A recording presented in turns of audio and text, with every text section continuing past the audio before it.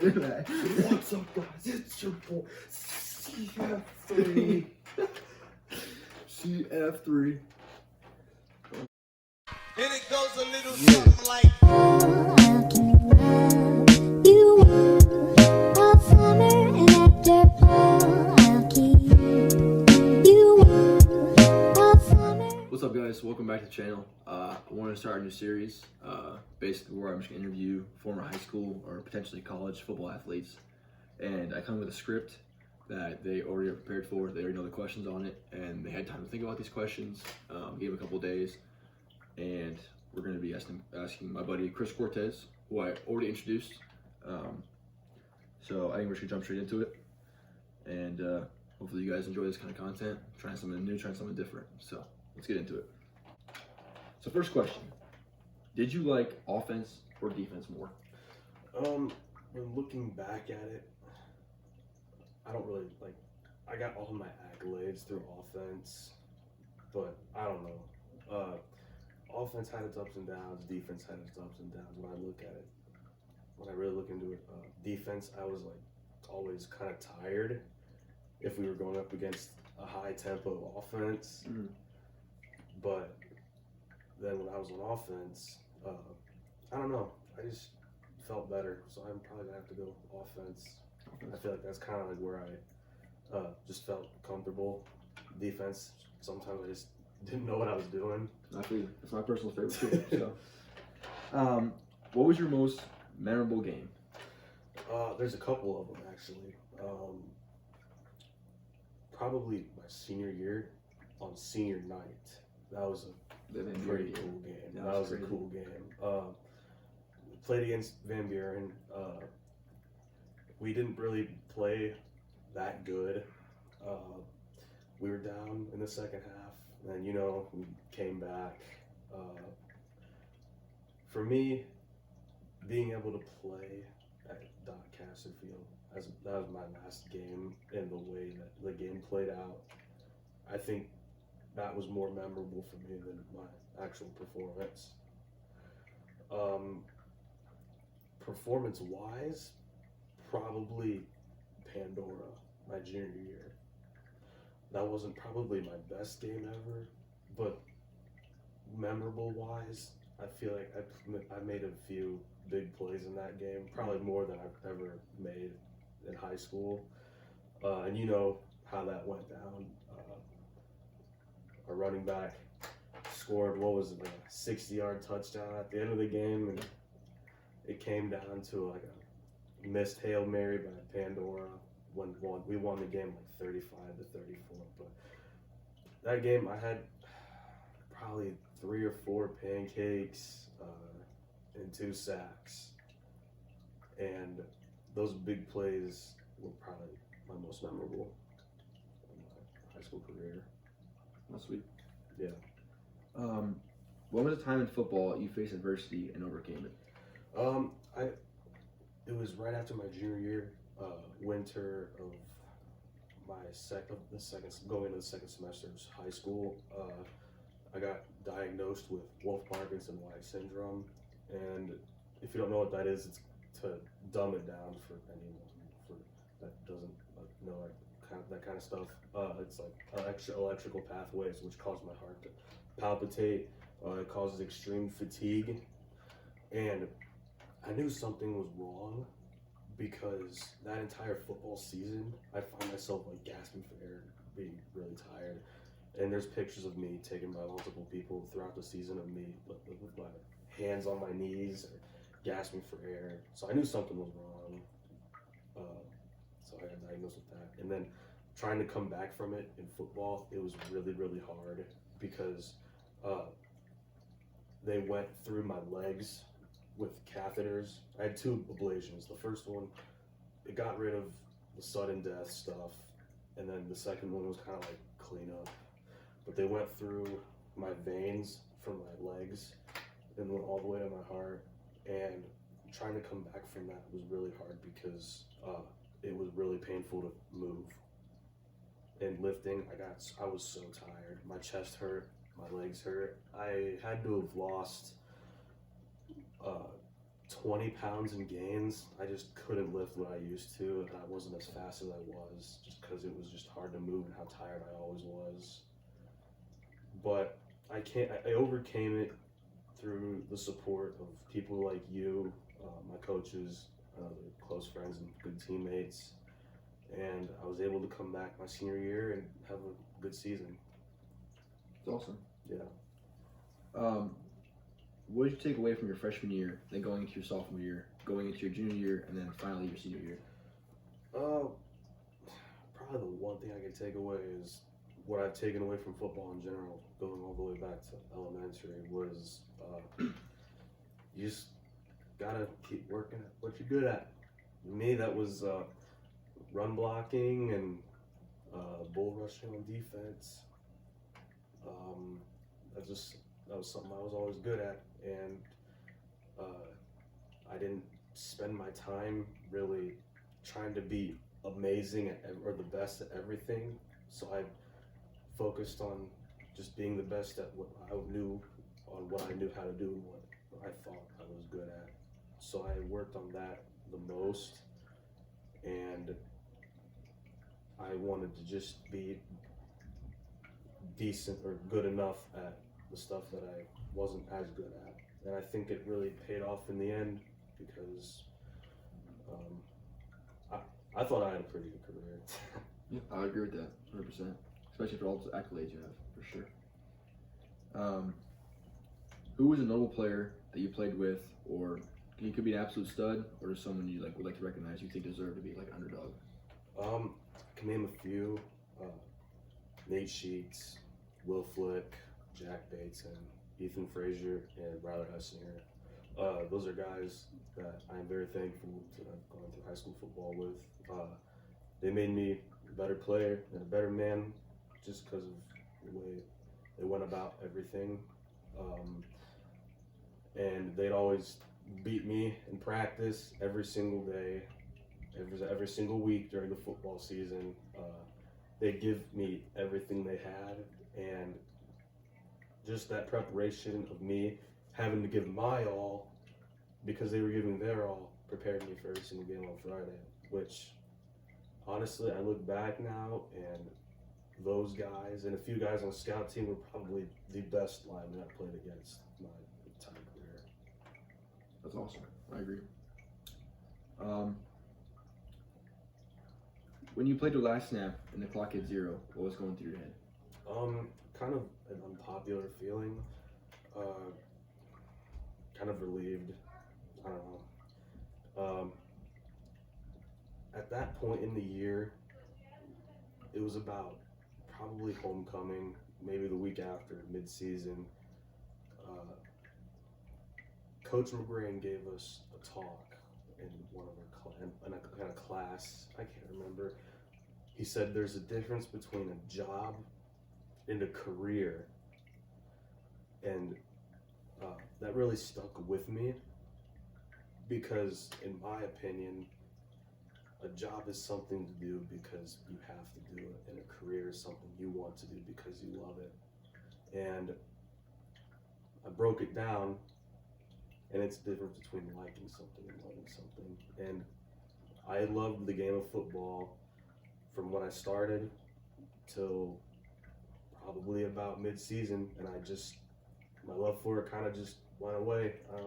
I've spent so much time in practice hitting people and getting hit. It just gets to some people. I just stopped loving it, and I just liked it. So I think, looking back on the question, satisfaction and relief.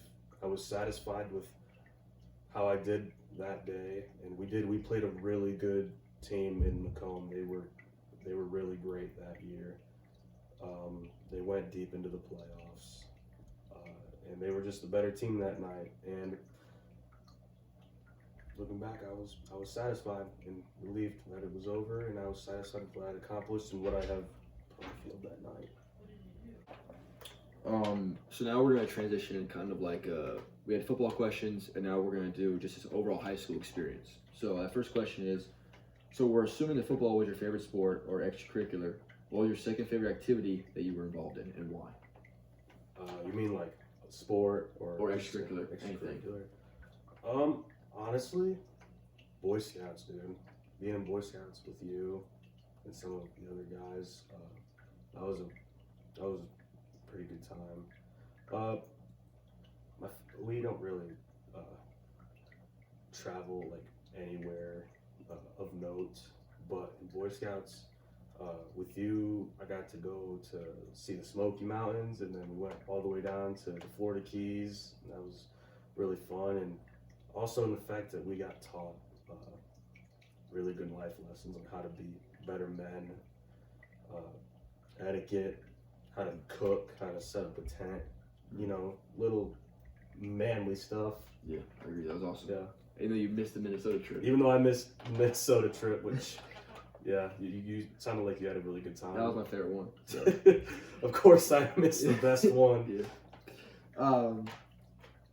So, what was your overall takeaway from being in Boy Scouts then? Just how to be a better person, how to be a better man, how to serve my community.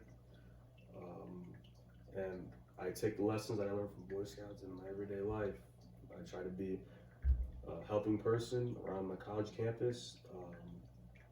I do that by teaching students at the Juvenile Residential Center up in Bowling Green, and I teach indirectly what I learned from Boy Scouts to those kids on how to be better men.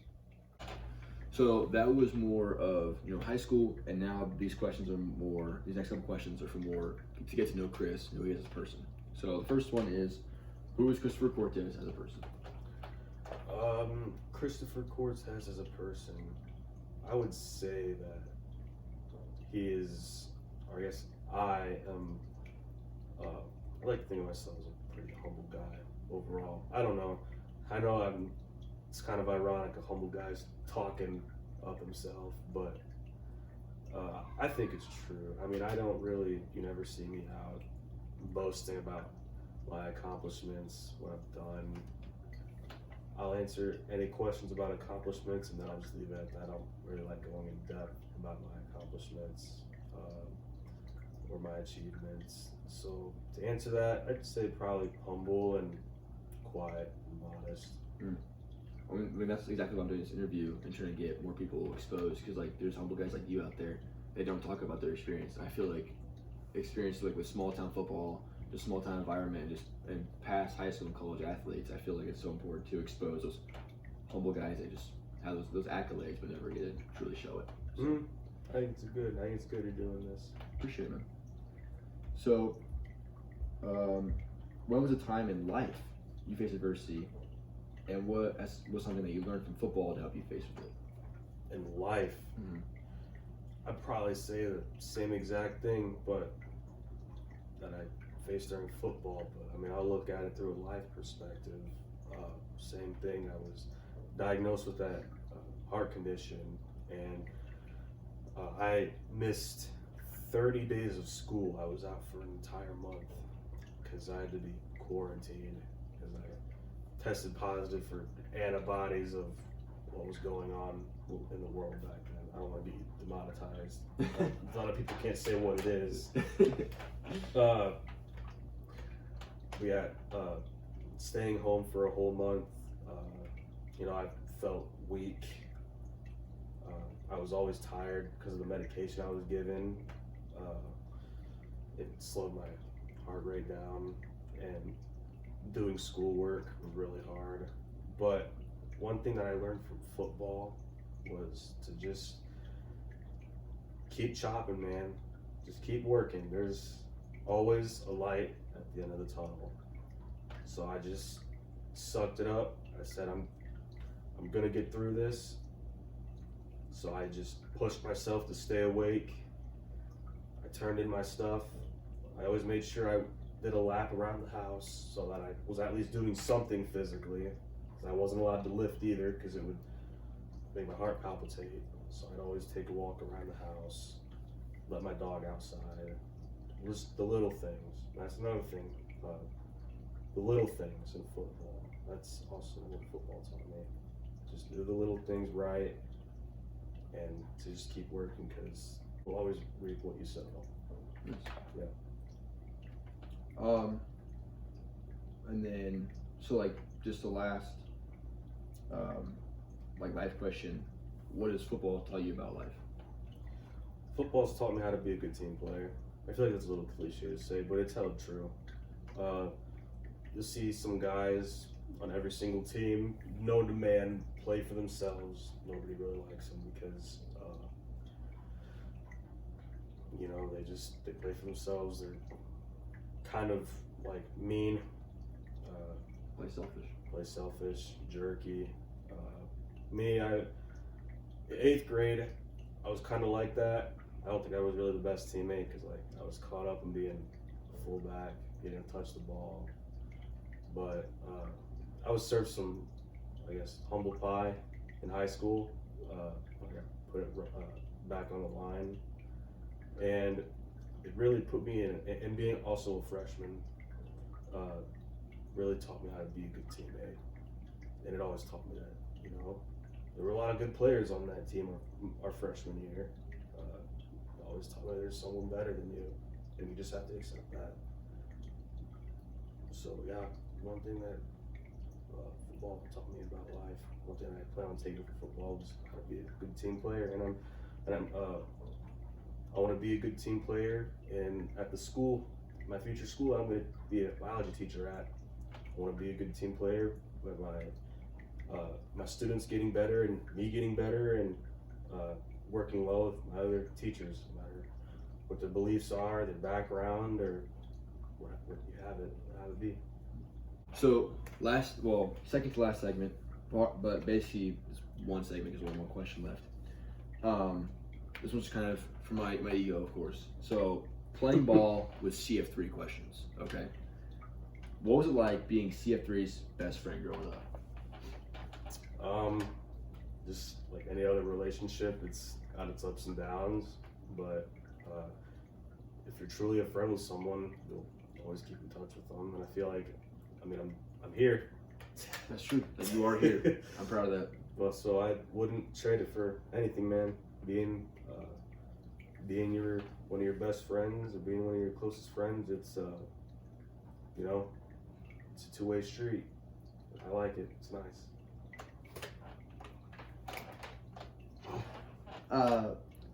How good would you say CF3 was as a midget football player, 1 to 10? Oh man, you want the honest answer? I need the or honest do you answer. want like the friend answer? I need the honest answer. You need the honest answer. From midget football player CF3. Jeez. You put me through the ring I and in the spotlight. I just need you to say it for the camera. Just for the camera. Yeah. Oh man. As a midget football player, number 47. Number 47. CF3. Fullback. I was a third string right guard. Third string and fullback. Sure you want me to answer this? I need an answer, Chris. 1 through 10. You're not gonna put 0 on that list? 0, fine, okay. Okay, so then how good was he junior high? Junior high? Junior high. Which grade? Okay, 7th grade. How about 7th grade, Caleb? 7th grade, Caleb. He was a good guy. He was a good guy. He was a good guy. He was a good guy. He was a good guy. I'll give you good guy points. Okay. Well, no. I need just strictly athlete. Just strictly athlete. Personality doesn't go in this at all. You did have a couple years of midget football under your belt. I did. So you did progress. I rode that bench hard. You progressed. From 0 to 10, I'll give you a 2. Good 2. I'll Solid take that. 2. Yeah, 8th grade then. How about 8th grade? 8th grade hurt. Actually, was hurt. Yeah, I only played for like 4 weeks. Yeah, you only got to play for 4 weeks, but you were a pretty solid blocker. I was. That's where I developed that for sure. My only touchdown in my entire career was scored because of you. So, you know what? I will give you a 4. I deserve that 4. You deserve that. That's a 4. Then I'm in high school. High school. High Well, school. freshman, -10 because you didn't play. I didn't play. I was too. You too didn't scared. play? Yeah, too scared. Wasn't all in. Not all in. Had to be a band geek for a little bit. Okay, then about sophomore year, Sophomore year, I'll give you a 5. junior year, junior on Junior JV. year. Junior on JV. Keep in mind, junior on JV. You weren't horrible. Yeah, I was a big role. You obviously contacts getting dry, so I've been scratching my eye. You got a little bigger. I did. You got stronger, and a little faster, and your hands Pretty booty cheeks. not as bad though. Not. They got better, but They got a little they were better. terrible. Less terrible. Less terrible. I'll give you a 5.5, 5.5. Okay, and then lastly, senior year. Senior year, you did catch the ball, I did. Every once in a while, I did. Yeah. and you did. I will say this: you did beat me in a couple one-on-ones. I did. You did. I You did. did. So, which means I am worse than you at receiver. I agree. But I mean, I'm also a lineman, so I have that pass. Okay, and then college. From the film I showed you in college. I didn't even rate you your senior year. Oh, you didn't? Okay, then No. what was the final rate then? I thought you were just giving me a 10 out of 10, but A 10 out of 10. is 10 out of 10 You- senior year? You Yeah. think you were that good your senior Yeah, year? absolutely. You tell me that you turned down offer from Alabama, Ohio State, yeah. Michigan, Yep. Michigan State, Yeah. Alabama, Georgia. You I've turned been them all down. I've been fully committed to Mount Union since 3rd grade. You know, I turned down Ohio State and Michigan as well then too. That's cap. That's about the biggest cap on your head right now. I'll give you a 6. Okay, and then from the college film I showed you. College. You know what? I will give you this. You did progress a lot in college. I'll give you a 6 too. That's the height. Okay, That's what. Yeah, you got it. You got it. all right. I'm gonna tell you my career stats from JV and varsity on high school. I never told you this before, but I'm going to tell you my JV and varsity stats from Like combined. My total Your career high school stats. All right, hit me. The YouTube doesn't even know this, and YouTube will now know that CF3 is a lie. But also kind of like shows like, because my motto too that I use. You know what I'm saying? So, all right, I went 9 for 25 for 121 yards receiving and 0 touchdowns. That's literally exactly half the amount of yards you said you had in high school.